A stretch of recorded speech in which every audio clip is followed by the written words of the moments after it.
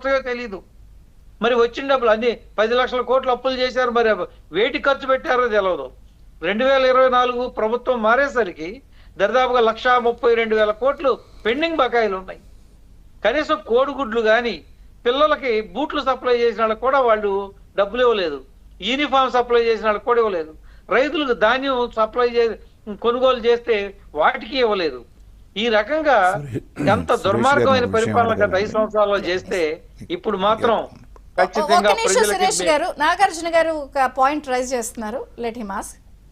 సురేష్ గారు, మీరు చెప్పింది చాలా బాగుందండి. అసెంబ్లీలో రకరకాల కార్యక్రమాలు చేస్తున్నారు, ప్రజల కోసం చేస్తున్నారు అనేటువంటిది మాలాంటి వాళ్ళకి తెలుస్తూ ఉంది, ఎందుకంటే రాజకీయాల్లో ఉన్నాం, రాజకీయ విశ్లేషకుడుగా.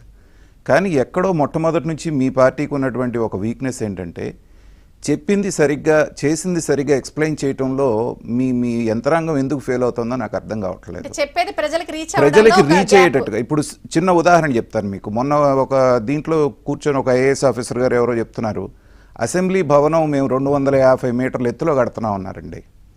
250 మీటర్లు అంటే ఒక సామాన్యుడికి ఏమర్థం అవుతుందండి? వాళ్ళకి అర్థమయ్యేటువంటి భాషలో 250 మీటర్లు అంటే దగ్గర దగ్గర 750 అడుగులు పైన ఉంటుంది బాబు, అంటే 75 అంతస్తుల పైన అన్నప్పుడు కామన్ మ్యాన్కి రీచ్ అవుతుంది. ఇది ఒక ఉదాహరణలాగా చెప్తున్నాను నేను మీకు సంబంధించినటువంటి కామన్ మ్యాన్ లాంగ్వేజ్లో కాకుండా ఇంటలెక్చువల్ లాంగ్వేజ్లో లేకపోతే మీ స్థాయిలో మీరు చేసే పద్ధతిలో చెప్తే అది ప్రజల దాకా రీచ్ అవ్వట్లేదండి. ఆ విషయంలో మాత్రం మీరు గమనించుకోవాలనేటువంటిది నా సూచన. సార్, మీకు ఒక విషయం మీ దృష్టికే కాదు ప్రజల దృష్టికి కూడా తీసుకొస్తున్నా. చంద్రబాబు నాయుడు గారిని 1995 నుంచి చూస్తానే ఉన్నారు. ఎన్ని రకాలటువంటి ఈ తెలుగుదేశం పార్టీ వచ్చిన తర్వాతనే ఈ పరిపాలన అనేది ప్రజల ముంగిటికి వెళ్ళింది.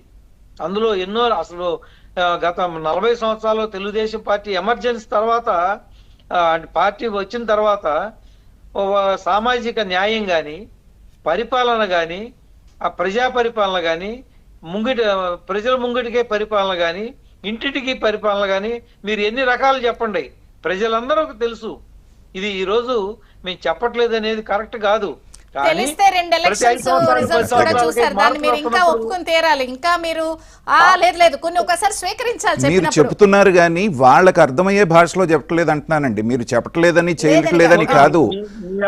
సూచన మేము పరిగణలో తీసుకుని మేము ప్రజలకు మరింత సులువైన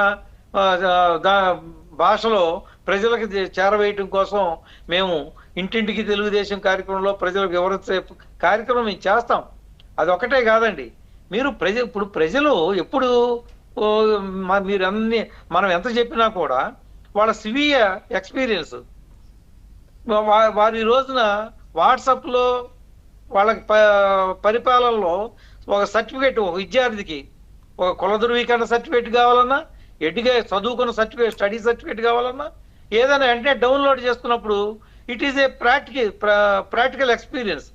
ప్రభుత్వం ఎలా ఉంది అనేది అదొక అనుభవం వాళ్ళకి.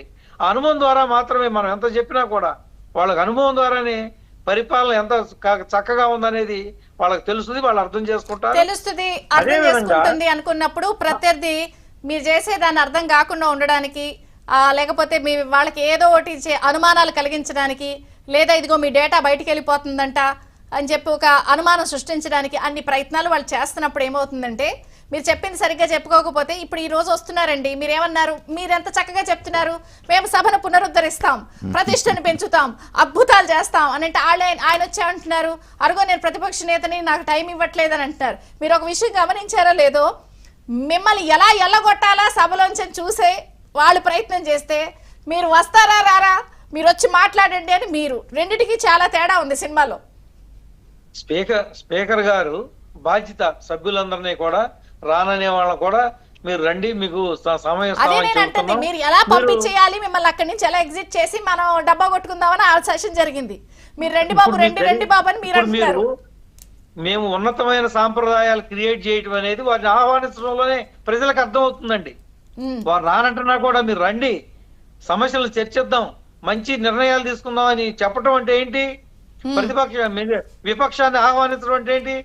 ఆ మంచి సాంప్రదాయాన్ని సృష్టిద్దామనే కదా, తయారు చేద్దామనే కదా ప్రజలకు ముందుకు వీళ్ళందరూ కూడా ఈ తెలుగుదేశం పార్టీ, కూటమి ప్రభుత్వం, బీజేపీ, జనసేనతో కూడిన ప్రభుత్వం ప్రజల కోసం మంచి చేస్తాంది, ఎక్కడ సస్పెన్షన్ లేకుండా, భేషజాలకు పోకుండా, పరువు ప్రతిష్టలు పోకుండా, ఫాల్స్ ప్రెస్టేజ్ లేకుండా ప్రతిపక్షాన్ని 11 మంది అయినా సరే గౌరవిస్తున్నారు అనేది ప్రజలకు నేను తేడా అర్థమవుతుందండి. చెప్తున్నాను. మీరు రప్పించడానికి కష్టాలు పడ్డారు, మిమ్మల్ని తరిమేయడానికి వాళ్ళు కష్టాలు పడ్డారు. రెండు తేడా ఉంది మేడం. అన్ని మీరు ఒకటే గుర్తు పెట్టుకోవాల్సింది అందరూ కూడా, సత్యమేవ జయితే, నిజమే జయిస్తుంది ఎప్పుడు కూడా, ధర్మమే గెలుస్తుంది. ఈ లోపల అబద్ధం వాళ్ళు ఊరంతా ఎన్ని చుట్టూ వస్తుందండి, ప్రయత్నాలు చేసినా ప్రపంచం అంతా.